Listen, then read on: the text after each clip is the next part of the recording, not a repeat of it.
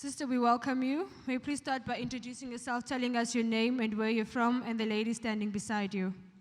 Good morning, church. Good morning, church. Good morning. My name is Nosiphiwa Mjaku, and next to me, this is my mother, Nogozola Kamana. You're welcome. Please, what is your wonderful testimony?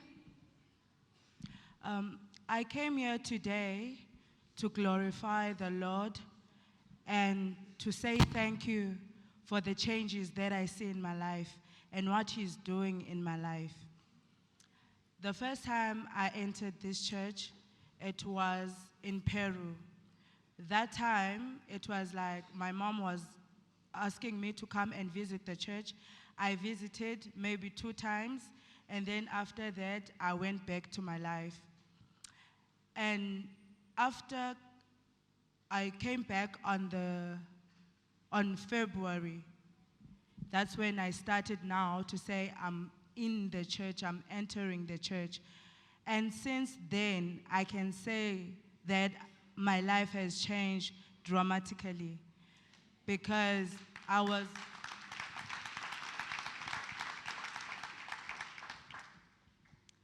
was one of those children who thought they knew it all. I was like a club girl. No one can tell me nothing. It's like if my mom was talking, it was like she's talking to a wall. My ears were closed. And I was thinking that I'm living the life, I'm doing good for myself. I left home when I was a teenager, and I followed friends. And I was living a life of drinking every day, smoking. You cannot smoke more than me, I'm telling you. I used to smoke maybe 2 packets a day of cigarettes. And even if I didn't drink, I would wake up in the morning, I have to have my cigarette. And if I don't have, I would be very agitated and you can't sit with me at that point. But since I came to the church, I remember the first Sunday that I came and the apostle put his hand on me as a visitor. I felt like something has moved in me. It was like a heavy burden has been lifted on top of me. I remember I used to be at home and I used to make like I don't smoke to my mother. But I would go to the shop and go buy my own cigarette and smoke behind the house. But since I had the hand, I was like, even if I want to go and buy the cigarette, there was like this spiritual fight that was happening in me. Something will tell me that, no, not now, you don't need it, maybe later. But it will end up the day that I didn't smoke. And since that time,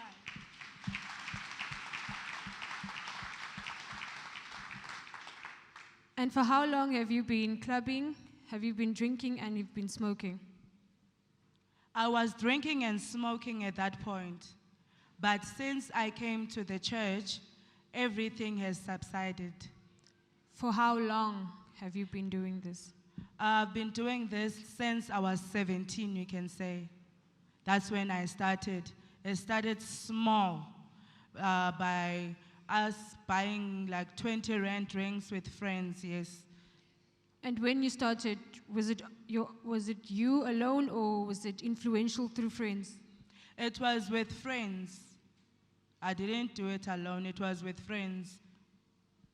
And after you came to the ministry, that's when you received your deliverance? Yes. And ever since you've received your deliverance up until now, you have not even stepped foot in a club? Have you stepped foot in a club ever since you received your deliverance? Yes. Have you stepped It's gone foot down. No, I haven't gone clubbing since. And have you ever drink alcohol? No. And smoking? No. Brethren, put your hands together for the miracle working God. So now take us through your life now. How has the Lord has changed you? Take us through how you are living your life now with Christ. Okay, like now, in the like I never used to read the Bible. I used to listen while people are preaching, and that's it. But I'm telling you today, it's like if I don't read my Bible before I sleep, and not just to read the words, but to read the Bible and interpret it and understand it and put it in my life and pray over that. It's like if I don't do that, I'm missing something. So I do that every day of my life. And my life has changed in the fact that now I'm not working, but I'm going with my mom to work every day, of which that is something that I didn't do.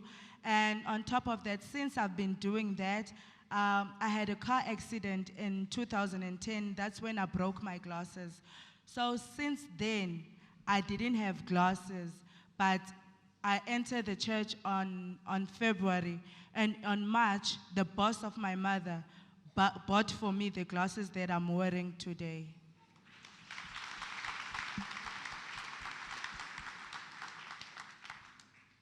And also, she like there is been an opening in my life. I never had a CV, like never in my life. But since I entered the church, I can like proudly say I have a CV, and I have put on applications for jobs, of which I would never ever think about the time I was outside, like living the life as I thought it was.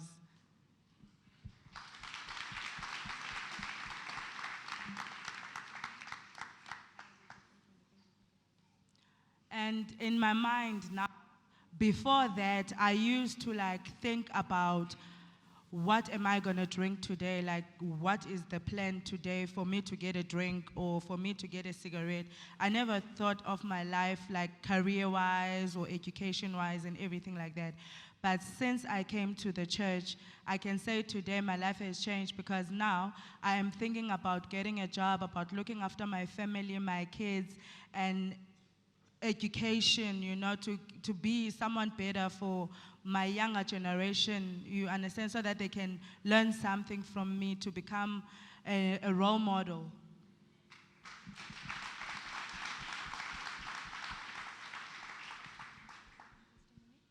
And the second testimony is that I came to the church. I am diabetic and HIV positive.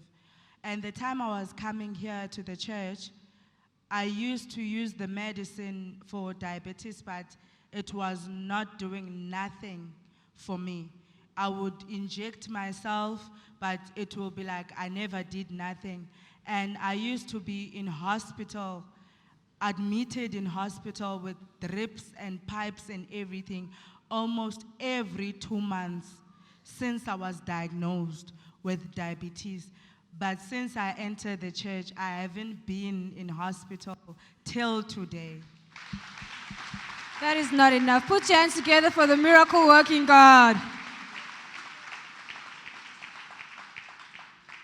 And for how long have you been suffering with diabetes? It's going on 3 years now. And after you came to the ministry, had you gone for prayer line? Yes, I did go to the prayer line. And after you have gone for prayer line, up until today, you're not using your medications anymore? The time I go to prayer line, the dosage that I used, I had to reduce, because the one that I was taking before, they were too much for me to sit with. I couldn't handle them. So when I went to the hospital, they told me that I needed to reduce my dosage. My sugar levels, they are coming together nicely now.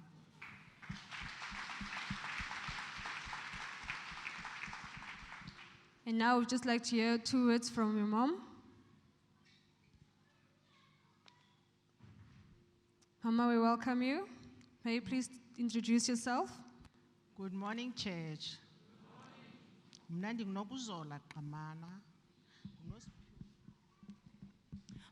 is Nokuzola Kamane.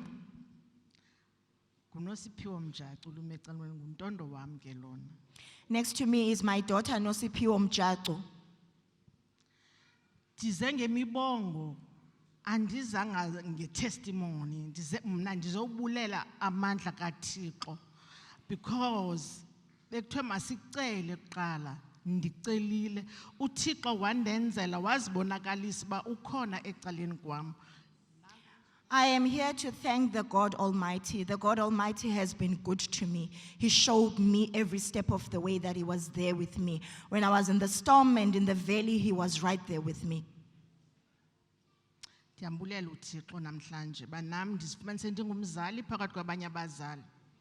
Bendikade ndingumama oyedwa since ndaluza utata wakhe nge-2003. Azangagule ndathi ndiphangele ndafonelwa emsebenzini kathiwa mandikhawuleze ndibuye umyeni wami ufumene a light stroke. Ndathi kusenjalo it was 23 days between umyeni wami ne-firstborn yam ubrother wakhe. Ubrother wakhe wahlatywa wasweleka. It was on March. I have been a single mother since Nosipiwo's father passed on.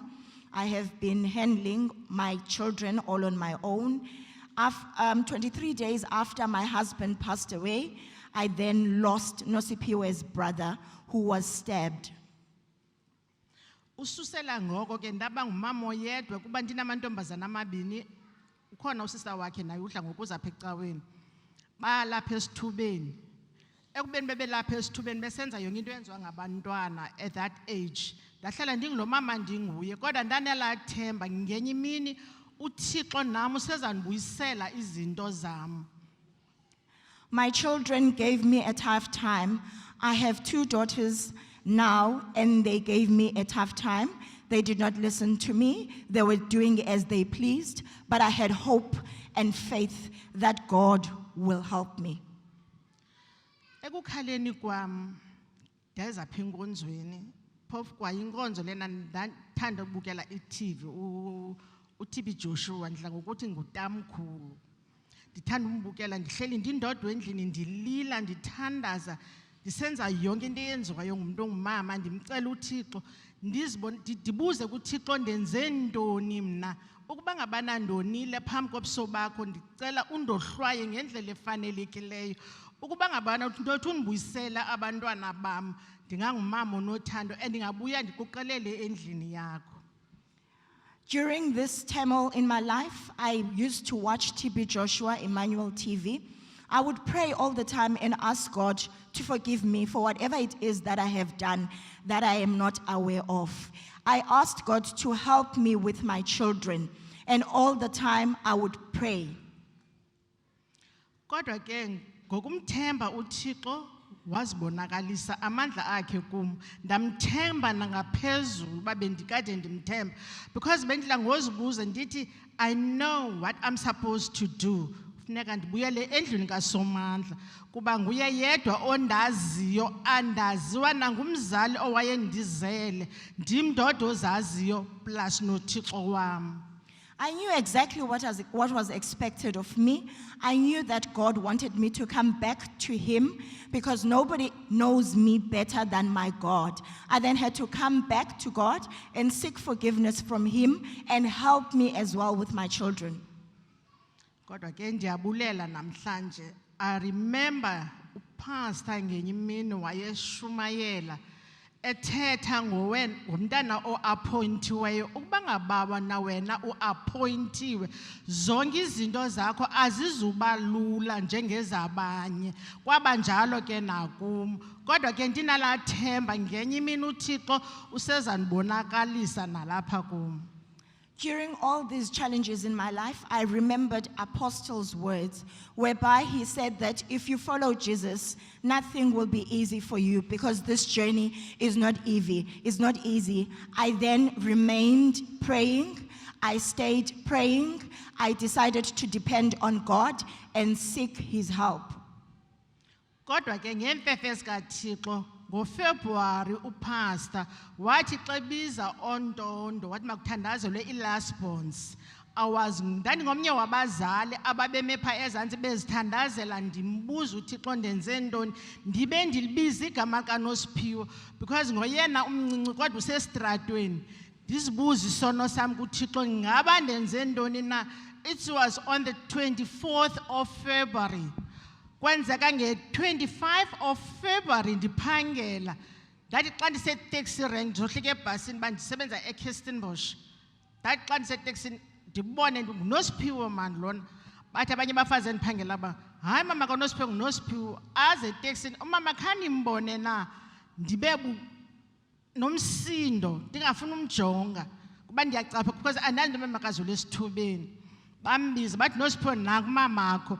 Athi netheze nje kubekho laa nto inyuka iba ngaske ndimbethe ndiphinde ndizibambe.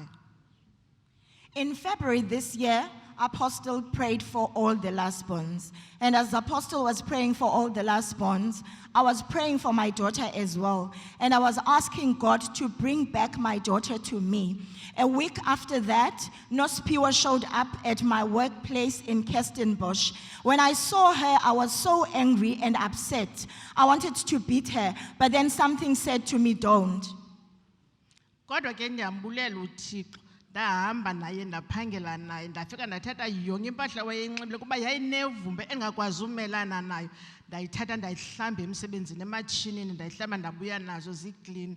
Since that sisahleli kunye ebekhe wazama ungathi ufuna uphuma ecaleni. Even then nangoku ndahamba ndafuna itransport, it was past 11 ebusuku ndafuna itransport ndomlanda kulaa ndawo ndimaziyo kuyo wabuya.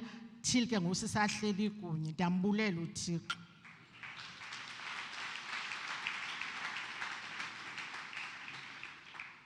Since then, Nospiwa has been a good daughter. On the day that she visited me at work, she was stinking and dirty. I took all her clothes and washed it and gave it back to her, and she wore them.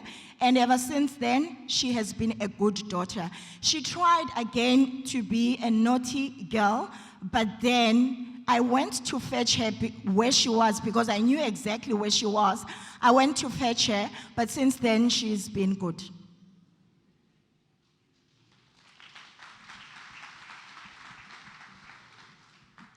So, Mama, what advice would you give to mothers out there that are going through the similar cases as you have been through with your children? And what advice would you also give for young people? Mama, unqwenela ukuthini namhlanje kubazali abakule ngxaki wena ubukhe wakuyo ngoNosphiwo nabantwana bakho? Ndithi namhlanje kubazali abanele ngxaki nam ndinayo because andinawuthi ndibhetere. Mabanyamezele kuba awukho umgqomo wowulahlela umntana wakho. Kufuneka sinyamezele singabazali because imithwalo yethu ayifani.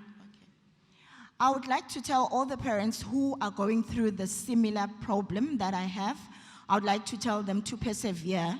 There is no rubbish bin where we can just throw our children in. We need to persevere and make sure that we pray.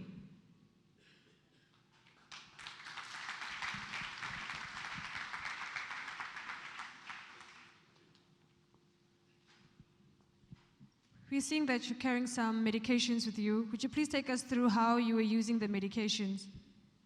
Okay, here I have, this is what I use to inject. It's called insulin.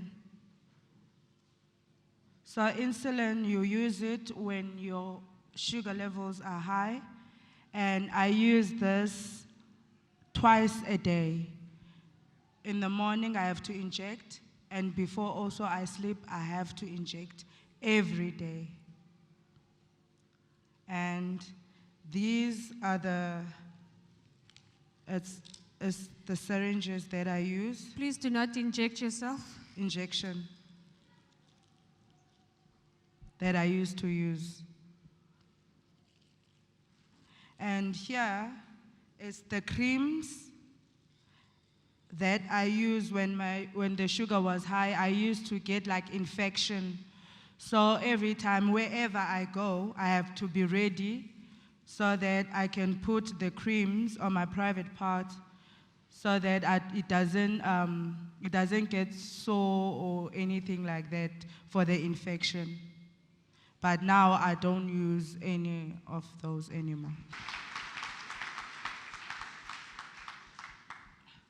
And if I didn't use my medication, my sugar will go so high that I would go to a diabetic coma. That's what they call it, a diabetic coma, where you've got like a headache, and you dry, your mouth is dry like your skin.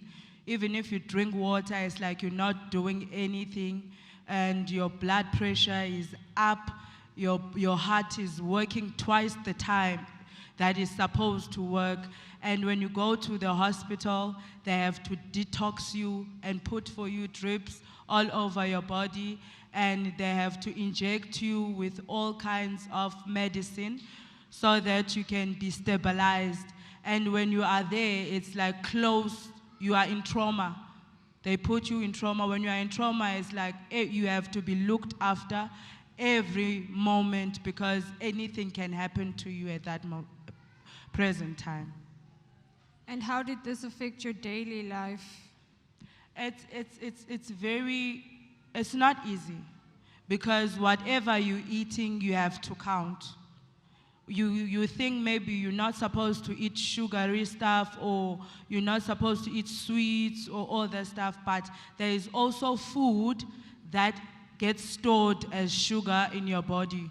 So like rice and samp, and that is our staple food that we eat. So it was like I have to eat like salads and all this stuff. It was not nice, and you can't use spices in your food. Your food just have to be bland.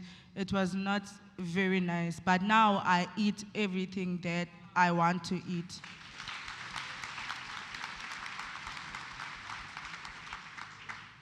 So we are seeing a document on the board. Could you please take us through the document?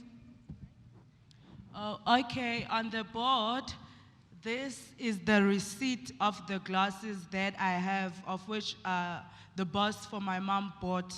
And I didn't spend nothing. My mom didn't spend nothing on it. So here, it's saying where the shop is. It's in Claremont. And here it's written my name, that it is for me. And here is the total price for the glasses, 4,428, of which I didn't take out even 1 cent out of it.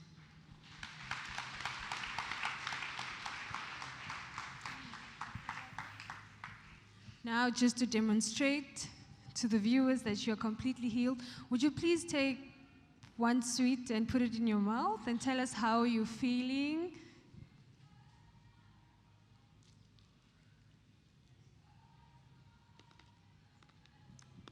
How is the sweet? Mm-hmm.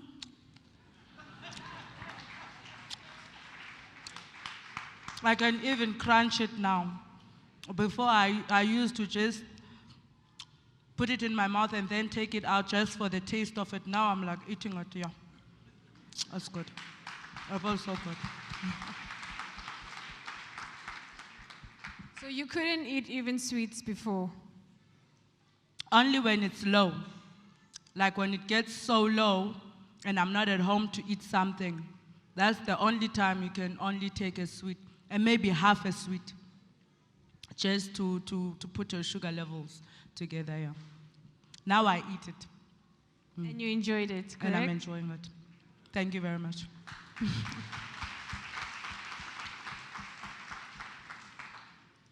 So what advice would you give there to young people in terms of what you had gone through?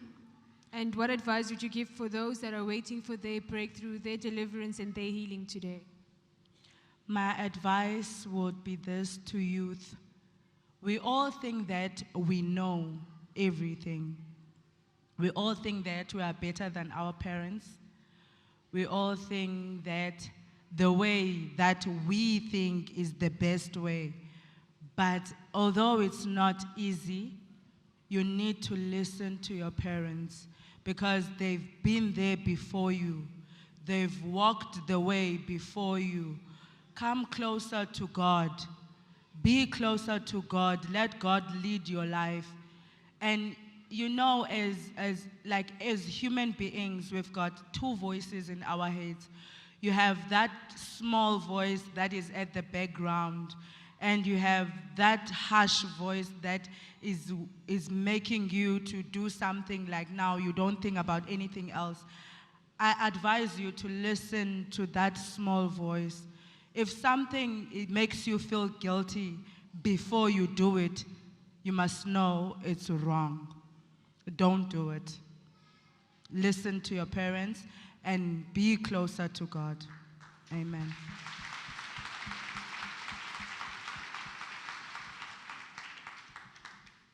We thank the Almighty God for what He has done in your life, and we rejoice with you. We advise you to make His word a standard of your life so that whatever you have received may surely be permanent in Jesus' name. Amen. Amen. And Can remember I that- also express myself in the way that I know how to God? Just 5 minutes.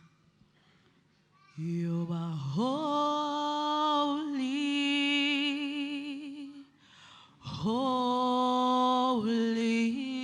holy, Lord, there is none like you. You are holy,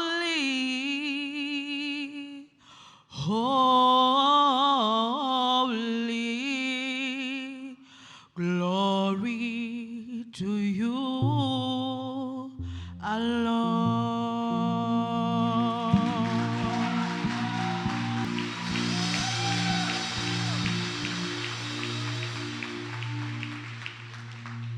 Once again, we thank God for what He has done in your life.